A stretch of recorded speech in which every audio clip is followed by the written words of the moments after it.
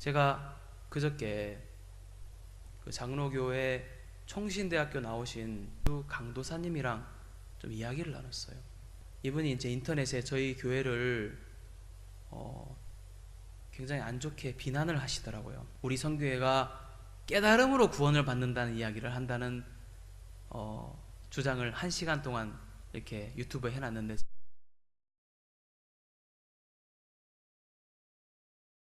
제가 좀 구원에 대한 이야기를 좀 하겠습니다. 성경은 죄인들은 영벌에 들어가고 의인들은 어디에 들어갑니까? 영생에 들어간다고 분명히 증거합니다. 모든 사람은 죄를 가지고 있기 때문에 이 죄를 분명히 해결해야 돼요. 어떻게 죄를 해결할까요? 우리가 울며 기도하고 열심히 자백하고 통회하고 죄로 인해 고통하고 하나님께 용서를 구하면 하나님 죄를 용서해 줍니까? 많은 사람들이 어떻게 죄를 처리하는지 모릅니다. 하나님 앞에 기도를 하고 죄를 사해달라고 막 하나님 앞에 울부짖습니다. 성경은 뭐라고 하냐면 죄의 삭은 사망이라고 되어 있습니다. 죄가 있으면 사망이라는 값으로 지불해야 됩니다. 이 세상에 살면서 우리가 죄를 범할 때, 우리가 법정에 설 때 우리가 싹싹 빈다고 죄가 용서되는 게 아니에요. 그렇죠? 판사님, 제가 이런 사정이 저런 사정이 있어서 이런 죄를 지었습니다. 판사님이 그래 당신 무죄다 이렇게 합니까? 법대로 지은 죄에 대해서 형벌을 내립니다. 그렇죠? 예, 죄가 해결되려면 죄의 값을 지불하든지 죄에 대한 형벌을 받아야 됩니다. 맞습니까?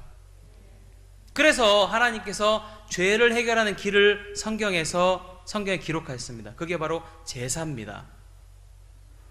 죄를 지은 죄인이 구약시대 때 어떻게 했냐면 하나님 앞에서 기도하고 회개하고 눈물을 흘린 것이 아니라 그 죄에 대한 깨우침을 받으면 그 다음에 죄의 삭을 지불하기 위해서 흠이 없는 염소나 송아지를 가지고 왔습니다.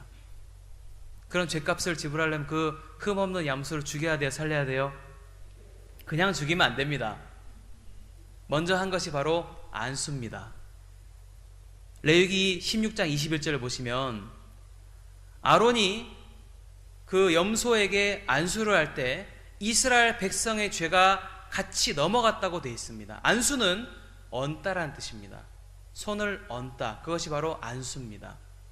우리가 손을 얹을 때, 죄인이 손을 얹을 때 그 죄인이 지은 죄가 그 재물에게 넘어간다는 것입니다. 그것을 바로 전가라고 합니다. 죄의 전가라고 합니다. 그래서 그 시대 때, 구약 시대 때 죄를 범한 사람이 죄를 해결해서 어떻게 했냐면 막 기도하고 통회한 것이, 눈물 흘린 것이 아니라 그 죄에 대한 삭을 지불했습니다. 먼저 죄를 위해서 안수를 했어요. 그럼 죄가 어디로 넘어갔어요? 제가 만약에 염소에게 안수했습니다. 그럼 죄가 어디로 넘어갔죠? 그럼 제가 죄를 지었는데 누가 심판을 받아야 돼요? 예, 저 대신에 염소가 형벌을 받아야 돼요. 염소가 죄에 대한 형벌을 받으면 그 죄에 대한 심판이 끝납니다. 그러면 하나님께서 그 피를 보시고, 죄의 삭이 지불된 피를 보시고, 그 피를 보시고 우리 죄를 용서하시고 기억지 아니하시는 거죠. 그러니까 피 흘림이 없은즉 사함이 없느니라. 반대로 피 흘림이 있은즉 사함이 있느니라가 되는 것입니다. 그래서 하나님께서 제물이 피가 흘릴 때 그 피를 보시고 죄에 대한 형벌이 끝났구나, 죄에 대한 심판이 끝났구나, 우리 죄를 용서하신다는 것입니다. 근데 문제는 이 구약에 있는 제사는 염소와 송아지가 불완전했습니다. 그래서 그 제사는 죄 하나만 해결했습니다. 아니면 1년치의 백성의 죄만 해결했습니다. 하나님 그래서 우리 세상의 모든 죄를 해결하기 위해서 예수 그리스도를, 하나님의 어린 양을 2000년 전에 이 땅에 보냈습니다.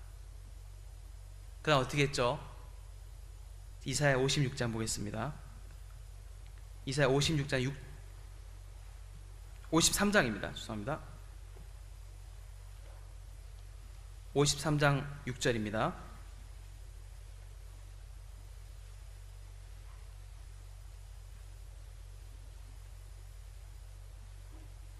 우리는 다 양 같아서 그릇 행하여 각기 제 길로 갔거늘 여호와께서는 우리 무리의 죄악을 그에게 담당시켰도다.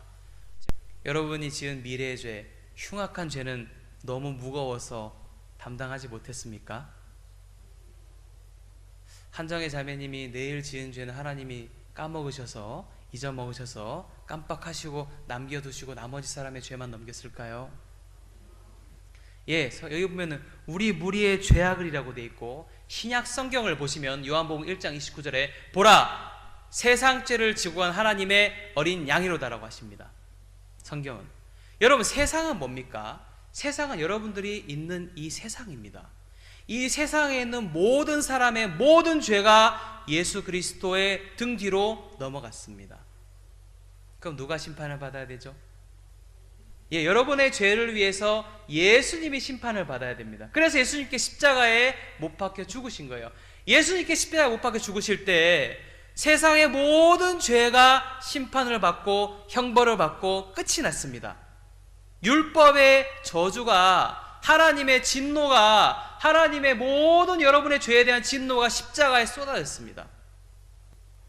여러분들께서 내 죄가 십자가에서 끝났구나, 십자가 주님 죽으실 때 내 모든 죄가 형벌을 받고 주님이 나 대신 죽으실 때 내 모든 죄가 씻겨지고 영원히 내가 거룩하고 온전하고 의롭게 됐구나, 내 죄가 다 용서가 됐네, 이것을 믿을 때 여러분들이 생명으로 사망에서 옮겨지는 것입니다. 이것을 믿는 자는 심판에 이르지 아니하고 사망의 생명으로 옮겨졌다고 요한복음 5장 24절은 증거합니다. 이것이 바로 죄사함의 복음입니다.